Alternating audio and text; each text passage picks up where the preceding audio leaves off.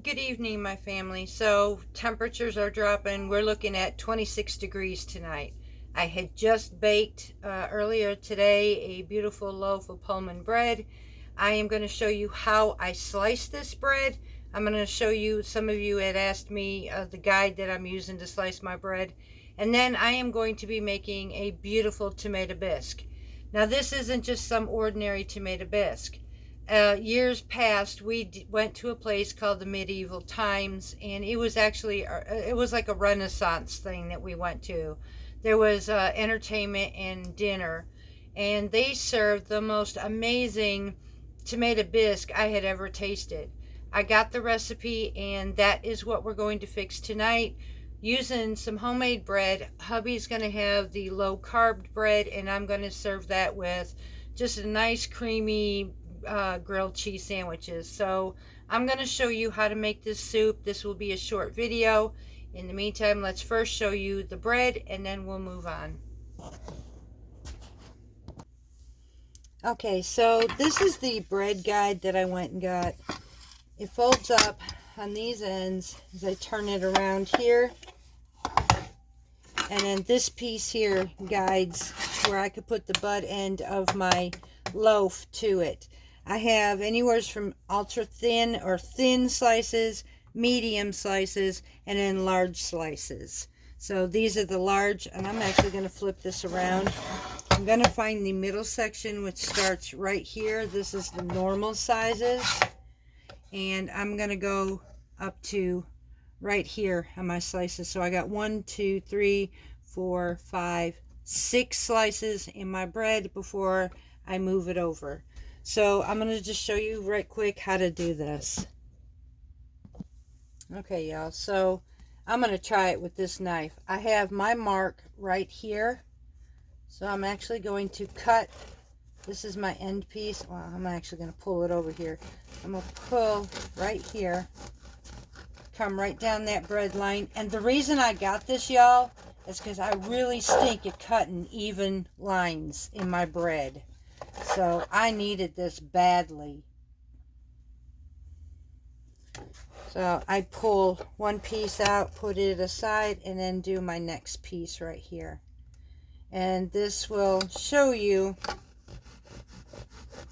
this will be exactly the type of bread that you buy at the grocery store when it's finished, from what it looks like right here.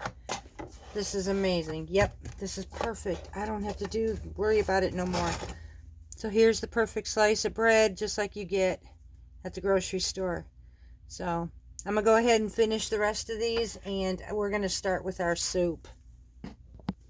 Okay, y'all, so now for our soup. This recipe, again, I always put the recipes in the description box below for you. So I am starting with 1/4 cup of butter. For me, you know me, I'm going to do half of this. I'm just going to give you the full recipe. But for my choice, and for those who want a healthier version, I'm using my homemade ghee, or you can use olive oil for this part. So I'll be using my ghee, and I need 1/4 cup. I'm going to turn my stove on for this, and I'm going to add my ghee, and I am going to bring this to a melting point, and we're going to add our vegetables. Now I have already pre-cut these vegetables. Okay, that's good enough right there for what I need. The vegetables that we are going to be using is, you're going to use 1 small onion finely chopped. This serves about 4 people, by the way. 1 stalk of celery finely chopped. 1 carrot finely chopped, and 2 cloves of minced garlic. This is what I have in this bowl for us. So I'm waiting on my ghee to melt. Once this ghee melts, I will bring you back and we will start sauteing our vegetables. Okay, we have this melted down enough that now I'm going to add, and I'm on medium heat right now. I'm adding my vegetables to this, and I'm going to saute these until they are just about tender. The onions will be OPEC and the other vegetables will just start getting tender. They will finish getting tender during the simmering process.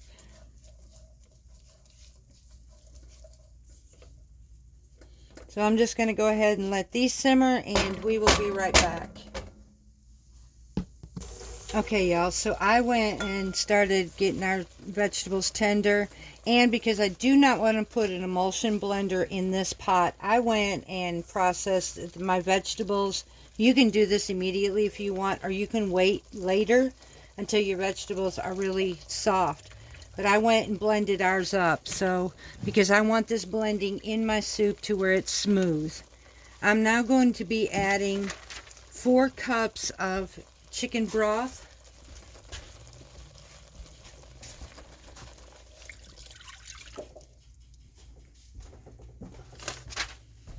I'm going to add my tomato paste, which is 3 tablespoons of tomato paste. And I am using the squeeze kind for this one. You're welcome to use any type that you want. There's one. Push this up here. With me not having to use a whole lot, I will use this instead. Okay. There's what we need.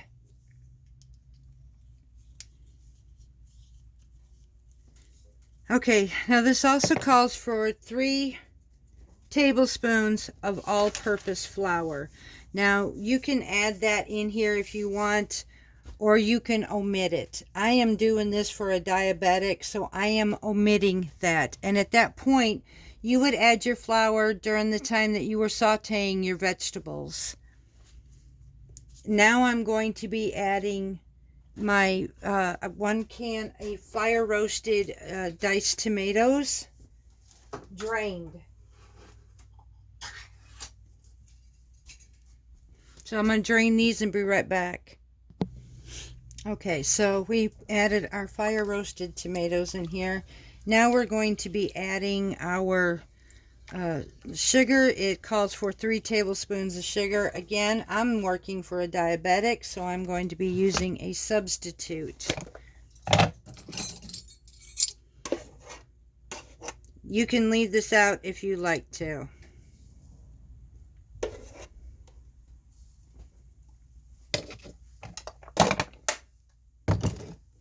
I need a 1/4 teaspoon of nutmeg.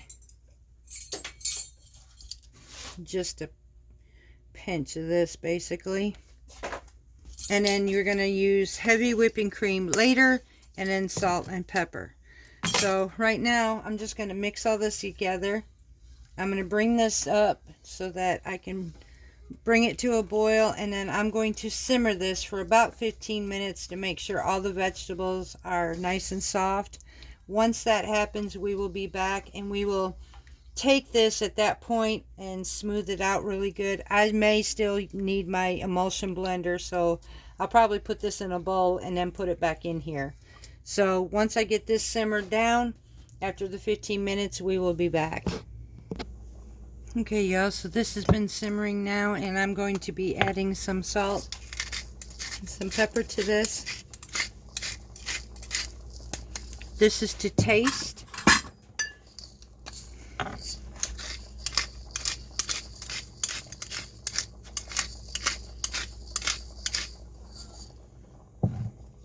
Mix that in, and then I'm going to add some heavy cream, heat this until hot, and it is soup's on. And I will be actually turning this on low at that point, waiting for hubby to come home. Let me go ahead and add that to this, and we'll be right back. Okay, y'all, so now I'm just going to the heavy cream we're going to be adding. We're going to be adding a 1/4 cup of heavy cream.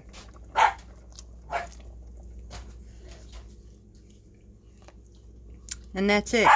Now all we do is take this and heat it through, and supper's on. This is a very, very beautiful tomato soup, a tomato bisque.